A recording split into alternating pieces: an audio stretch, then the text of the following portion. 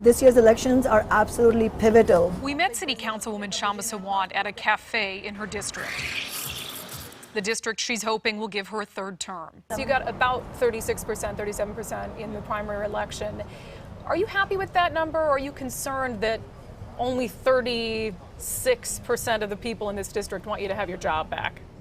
I think that what happened in the primary was also a result of the fact that there was confusion for people, because there were candidates who were running as progressive but aren't progressive? I mean, my simple position would be, if you're genuinely progressive and you support everything that my office has fought for, then why would you run against me? You know, what is the purpose? The purpose may have less to do with her policies and more to do with the way she presents them. Since first entering the political scene in Seattle as a socialist, Sawant, you could say, has made an impression. Her views unapologetic. No detentions, no deportations, no family separation. And her followers often unruly. Adjourn the meeting. Yeah, just adjourn. Do you think that you are a divisive council member? Do you think you create a divisive environment? I think that the society we live in and the system that we meaning as working people, are subjected to, which is the capitalist system, that causes the division. So it's attributing too much power for me for anybody to say that I've created divisions. I'm just a person. You don't think you're divisive? I'm coming to that. I'm just a human being. I haven't created the divisions that exist in society. What I bring is a complete honesty about which side I'm on, and I don't apologize for it. Do you think she's divisive?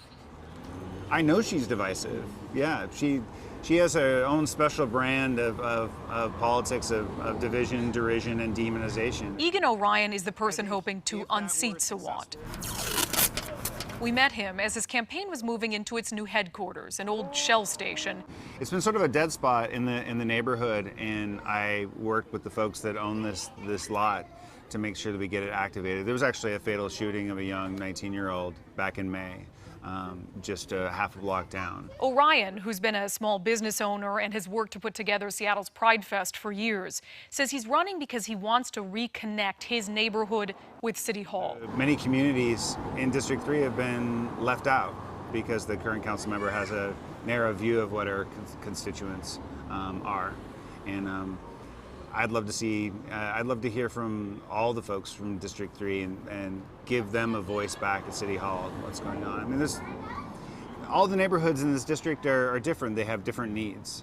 And some of them are not getting represented. He says he believes Sawant is so focused on what's important to the socialist movement that she's alienated everyone else.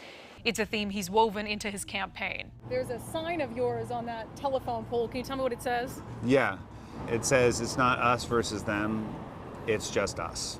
What I'm hearing from people around the district is that she doesn't represent them and their day-to-day experiences. And you know, as far as her values are concerned, I'm almost completely aligned. We need to fight for those who are marginalized, for those that are being displaced, for renters.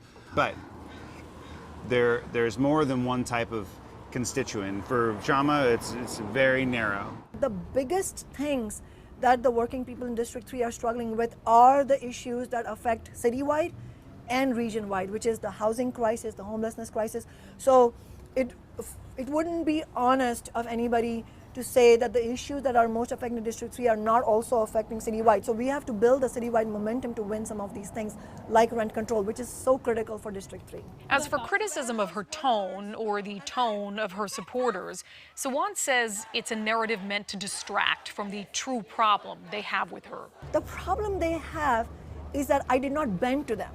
That's when, you know, but they won't tell you the truth, which is that I don't like her because she doesn't represent my endless corporate greed. They will say, I don't like her because she's divisive, but that's misleading, because the underlying reality of inequality is what's divisive.